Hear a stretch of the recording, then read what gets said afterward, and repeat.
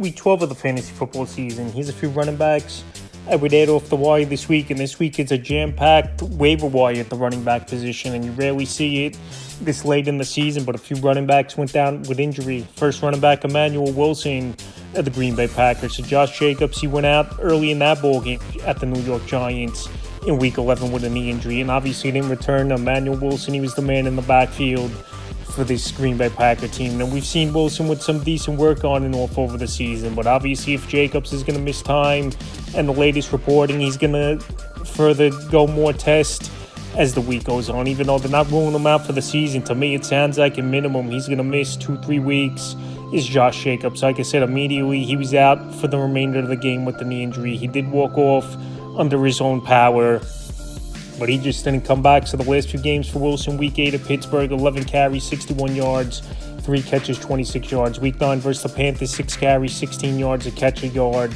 Week 10 versus Philadelphia, carry 2 yards in that one, a catch, 2 yards. And Week 11 at the Giants, where he was the man once Jacobs went down, 11 carries, 40 yards, a touchdown, a catch, 9 yards, and a 2-point conversion. So we know this is a run-first team over here in Green Bay.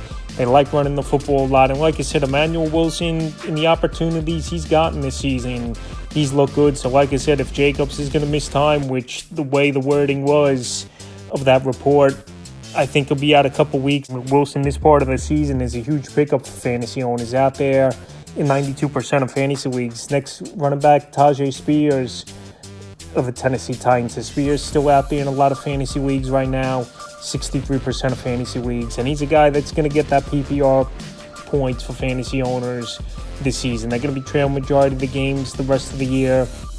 Is Tennessee one of the worst teams in the league, 1-9 on the season. And Spears, he's been better over the last few weeks here than Tony Pollard in the backfield. Week 8 in Indianapolis, 9 carries, 59 yards, a touchdown, 3 catches, 23 yards. Week 9 versus the Chargers, 7 carries, 26 yards, 3 catches, 36 yards. In Week 11 off the bye versus Houston, 5 catches, 31 yards, 4 carries, 3 yards. He's not going to run the football much in between the tackles. That's obviously Tony Pollard's job in this backfield for this Tennessee Titan team. But it's one thing he's going to do is catch the football a lot. And like I said, they're going to be losing a lot of games. I know the upside isn't great for Tyjae Spears, but anytime a guy's got a decent role in an offense, could go out there and be an okay flex option, it's someone to mention, and he's out there in 63% of fantasy leagues. Next running back, Kenneth Gainwell of the Pittsburgh Steelers. Jaylen Warren, he left the game in Week 11 versus Cincinnati Bengals with an ankle injury. So we'll see what the diagnosis is going to be with Jaylen Warren as well. But Kenneth Gainwell, he's been a capable backup all season long. We saw early in the season when Gainwell was out, he had a monster ball game, was Kenneth Gainwell, going back to Week 4 versus Minnesota in that international game. 19 carries, 99 yards, 2 touchdowns, 6 catches, 35 yards. So right now, Gainwell, he's out there in 68% of fantasy leagues. He's going to be a big waiver wire pickup as well if Warren's going to miss time with the ankle injury. And in that Week 11 victory versus Cincinnati, he had a big game, 9 carries, 24 yards, 7 catches, 81 yards, and 2 touchdowns. His receiving prowess has gotten better over the last couple seasons here for Kenneth Gainwell. He fits this offense well, and they're going to have to rely on him even more if Aaron Rodgers is obviously going to miss time with that chip in his left wrist where he left the ball game early. Was Aaron Rodgers. So with all those factors, and we know Gainwell's capable of carrying a full workload. If you could get a running back this late in the season in Week 12 to step in and get multiple weeks of work possibly at the position, that's a big add for fantasy owners. Next running back, Sean Tucker of the Tampa Bay Buccaneers. So Bucky Irvin, he was working a little bit on the side last week, trying to make his way back with a shoulder and an ankle injury. But Sean Tucker, what a ball game it was for him, and he took the reins in that one in Buffalo with a monster performance. So we saw it a couple seasons ago as well, where Tucker had a 3-touchdown game, and he repeated it in Week 11 in Buffalo. So the last few weeks where him and White pretty much split. In Week 8 in New Orleans, 12 carries, 42 yards, a touchdown. Week 10 versus the Pats, 9 carries, 53 yards, a catch, -2 yards. In Week 11 at the Bills, like I said, the monster game, 19 carries, 106 rush yards, 2 touchdowns, 2 catches, 34 yards, a touchdown. So 3 touchdowns in that game. Tucker could do a little bit of everything. And like I said, coming into the year to be the third running back on this team, that's hard to believe, where Tucker, in my opinion, he could start for a handful of teams, I think, in the NFL. It's Sean Tucker. So right now, like I said, with Bucky Irvin, we don't know when he's coming back for sure. He's working a little bit on the side in practice last week. Sean Tucker, definitely a back to get because you don't know, like I said, what's going to go on with Bucky Irvin. And he's been a better back in between the tackles than Rachaad White. And he's available in 74% of fantasy leagues. Next running back, Devin Singletary of the New York Giants. Him and Tyrone Tracy, they've been in a split since Cam Scatterbo went out weeks ago with the injury at the Green Bay Packers, dislocated in that ankle. And Devin Singletary, the last 2 weeks, he's had double-digit fantasy points in PPR leagues. Week 9 versus San Francisco, 8 carries, 43 yards, 2 catches, 8 yards. Week 10 at the Bears, 8 carries, 20 yards, 3 catches, 53 yards. And Week 11 versus the Packers, a big game, 16 carries, 44 yards, 2 touchdowns, a catch, 3 yards. He had the more important touches with Singletary in that ball game. He had 2 goal line touches, found the end zone for this New York Giant team. We know he's a veteran, and we know he's a guy that he's physical in between the tackles, where Tracy's more of a smaller back and more receiving back, even though Singletary could do that as well. Where we saw in Week 10, he had 3 catches, 53 yards. So with Jackson Dart out, it was more traditional offense in that ball game. It was in Week 11 for this Giant offense, even though I think Dart is a good opportunity. He'll be back in Week 12 at Detroit as the rookie, even though they're not going to want to rush it with him as well, where this New York Giant team on the season is horrible at 2-9. But right now, Singletary went out there.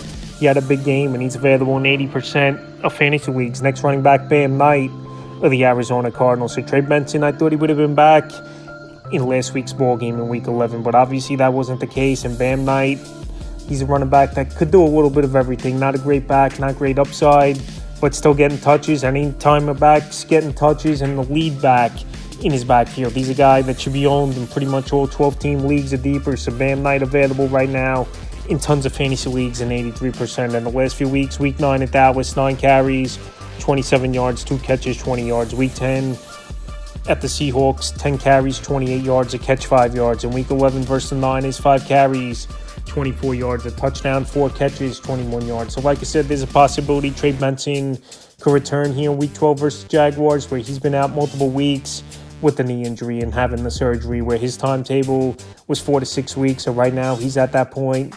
Is Trey Benson in his return, and we'll see what he does. But like I said, Bam Knight, he's a physical back. He's a serviceable back as well. He's been since he's been getting touches and starting mostly for this Cardinal team. And he's someone to pick up off the wire this week. The next running back, Chris Rodriguez of the Washington Commanders. He was the lead dog in that Week 11 loss versus the Dolphins overseas. And he's out there in 88% of fantasy leagues. He's been a better running back in between the tackles and catching the football, in my opinion, over the last month of the season than Jacory Krosky-Merritt, who they were big on coming out at training camp going into the season, and that's why they traded Brian Robinson Jr. away to the San Francisco 49ers. The last few games here for C-Rod, Week 7 at Dallas, 3 carries, 12 yards, a touchdown. Week 8 at the Chiefs, only a carry, 2 yards. Week 9 versus Seattle, 12 carries, 65 yards, a touchdown. Week 10 versus the Lions, 6 carries, 16 yards, a touchdown. And Week 11 in Miami, like I said, a big workload, 15 carries, 79 yards, a catch, 6 yards. He's a solid back. He's a starter right now. Looks like he's going to be for this Commander team. And I know they're going on bye, but anytime a guy gets a good workload, 15 carries in that ball game, he's someone to have on the waiver wire there. And he's out there in 88% of fantasy leagues. And the final running back, Jaleel McLaughlin of the Denver Broncos. Jaleel McLaughlin, he had the better fantasy day between him and RJ Harvey in that week 11 victory versus the Kansas City Chiefs. And now this Bronco team 9-2, and they're 4 games up on Kansas City, and obviously 2 games up on the Chargers going into bye. So McLaughlin, he didn't play pretty much all season, and Week 11, 6 carries, 19 yards, got the goal line touchdown and a catch, -5 yards. Tyler Beatty, he didn't do much, where I thought he could have been a factor in this backfield.